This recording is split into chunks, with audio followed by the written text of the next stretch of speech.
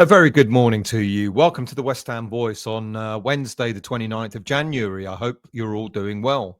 Um, of course, this is going to be a video just on the latest transfers because given the amount of transfer misinformation and nonsense that we've had to endure for the past 4 weeks, the window's been open for a whole 4 weeks. On Tuesday, the rumours kept coming with no fewer than 3 additional names of players who have been linked to West Ham United. That's in addition to some of the familiar names that keep being repeated that we're apparently interested in. And this transfer window has been like that, hasn't it? And I guess most transfer windows are the same. Every time you think you've heard of every player that's linked to West Ham, someone else comes up and yet another player is added onto the list. Now, throughout this window, we've heard that some deals were 99% done. But when they're not cast iron 100% and seeing the player holding up the shirt, then you've got to watch out for that elusive 1% that's missing, because it always seems to be that 1% in the deal that seems to stop any deals from getting over the line. And that happens an awful lot to West Ham, doesn't it? Do I think we're going to do any transfer business in this window? Well, it seems that if we do not sell to generate any income, then we might just not complete any deals for players coming our way in January. Hence, just about every player we're linked to is an offer that we're making as a loan rather than an offer to buy. Right. If you're new to this channel, if it's the first time that you're watching the West Ham Voice, or if you've watched the channel before but yet to subscribe, please consider becoming a subscriber of the channel. Costs nothing to subscribe and all the content is free. And whether you're a new subscriber, passing through, or an existing subscriber, please make sure you hit the like button at the end of the video, because that helps to elevate the channel on YouTube's algorithms and all that sort of stuff. Right. So without further ado, let's roll out the names the latest names that have been linked to us. Now, the day, Tuesday, started with a story that we're now interested in Napoli's Giacomo Raspadori. In 2023, Raspadori had his own big money move to Napoli for a fee of 27 million euros for a 5-year deal. Now, fast forward a year and a half, and after 94 appearances for Napoli, Raspadori has scored just 13 goals with 9 assists. And this season, he has been much more of a bench warmer than he has been in the starting lineup. It's suggested that his value has dropped and that West Ham have an apparent interest in the 24-year-old striker. Now, dropped, not by a lot. They paid 27 million euros for him, and apparently there's a deal that can be done for around about 24 million euros. But is the interest real? Well, West Ham want to loan the player and not buy him outright, which seems, as I've already said, to be a current theme in this transfer window. Now, despite the supposed £45 million bid that we made on John Duran at the start of last week, the board are still pleading poverty and don't seem to be able to afford even the 24 million euros that might be asked for Raspadori. So let's see what happens with this rumour. But given that, the Italian club, Napoli, has said to not want to do a deal with anyone. They don't want to let the player go. They're certainly not interested in letting the player go on loan. Now, that might be just, them playing games and trying to keep the price up. But let's see what happens. I guess if a club comes in with cash on the table, they might change their tune on wanting to keep the player. Now, that was swiftly followed on Tuesday with a story, yet again, that we're in for Carney Chukwuemeka from Chelsea. Now, this is a story that's not only dragged on throughout this whole January transfer window, but it also dragged on a little bit at the tail end of the summer window too. Now, I guess it's being perhaps given a little bit more credence because it was apparently Carl McCauley who was credited for having spotted the player when he was at Aston Villa and brought him to Chelsea. And my understanding is it was Graham Potter that gave him his Chelsea debut.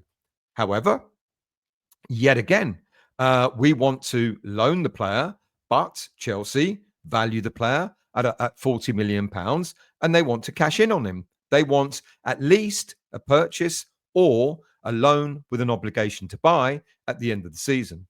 Chukwuemeka, 21 years of age, he's already on about 100 grand a week, being worth 40 million. I think Chelsea are chancing their arm there, given that the player has hardly played for Chelsea. In fact, this season alone, he's only made 4 appearances, of which he's made 4 appearances in the Conference League and 1 in the Europa Conference League and 1 in the Carabao Cup.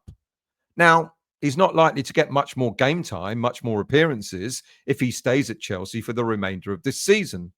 But whilst Chelsea want to cash in on him, West Ham United, again, are not prepared to agree to either buy him outright or commit to a loan with an obligation to buy just yet.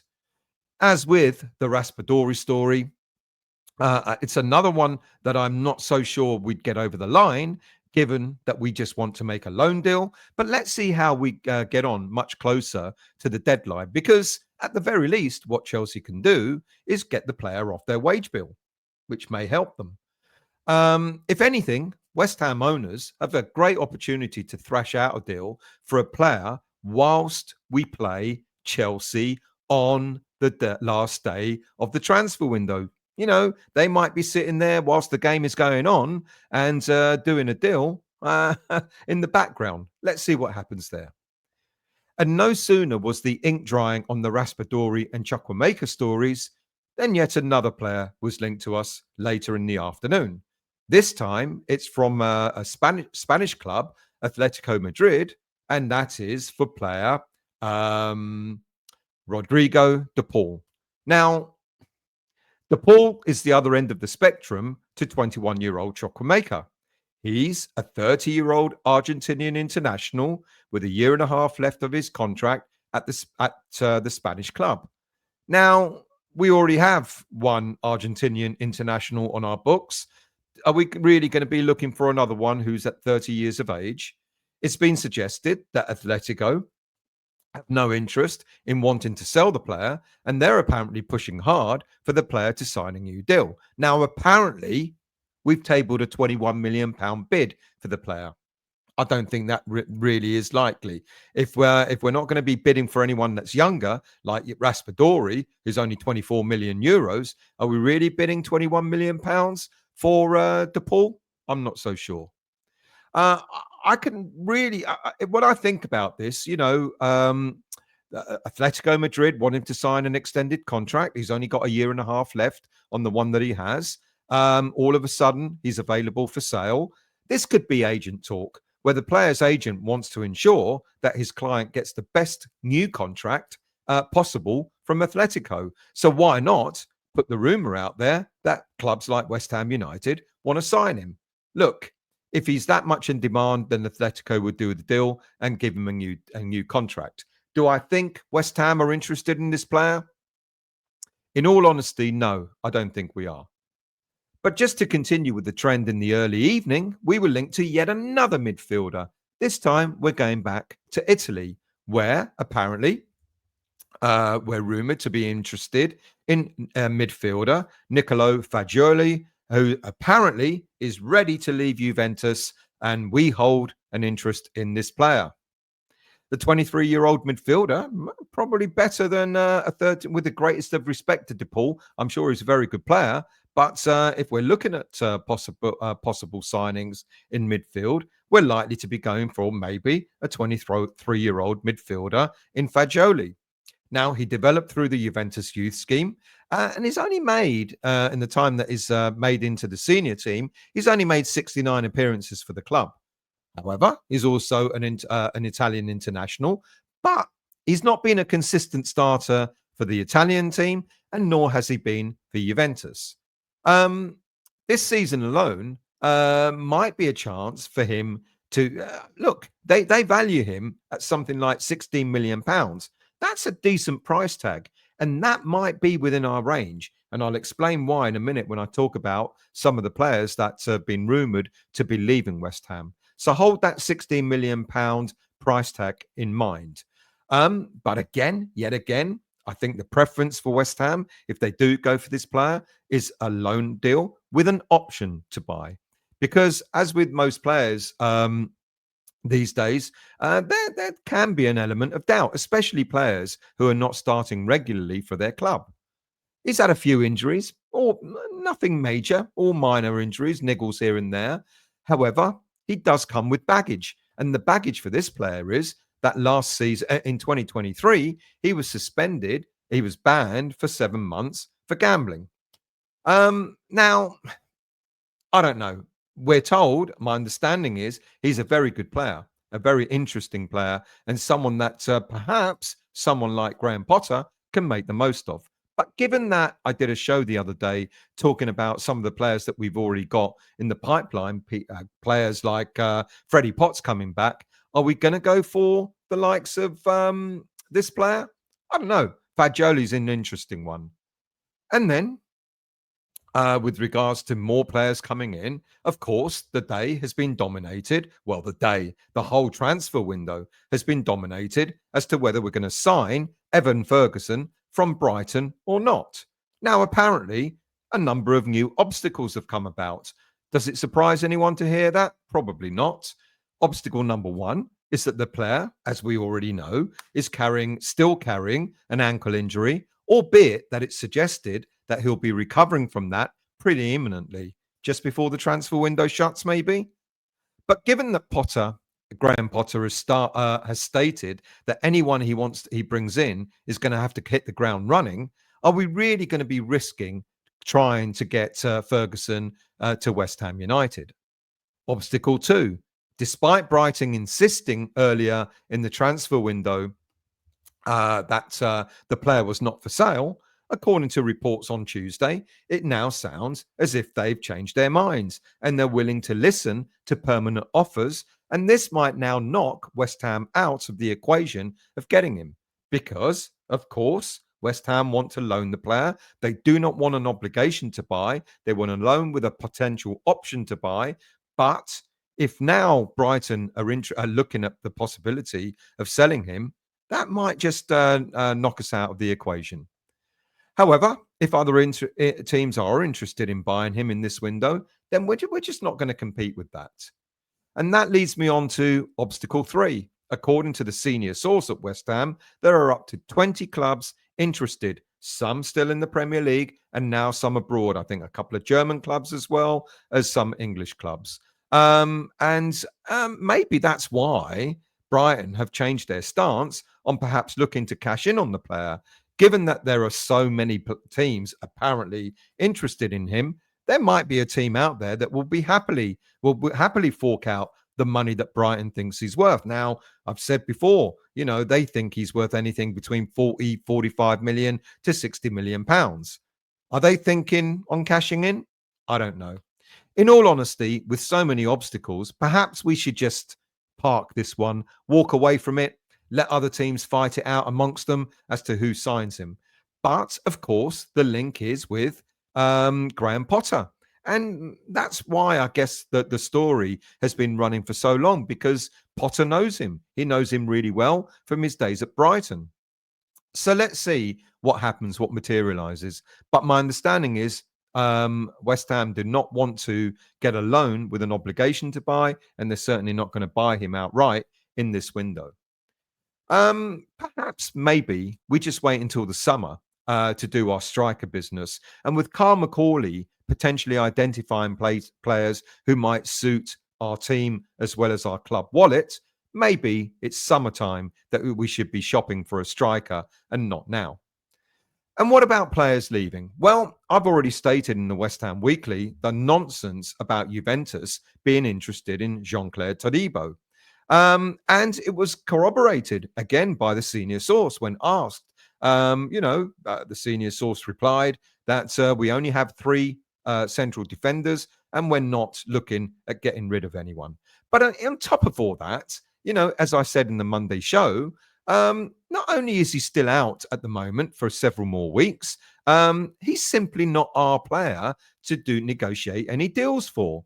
Now, he's already made the requisite number of appearances to trigger the obligation to buy. So we're committed to signing the player in the summer for around about £34 million. Perhaps some of that's already come off for the loan payment that we've made, but give or take, we are, going to pay, give or take, 30 to £34 million for the player in the summer.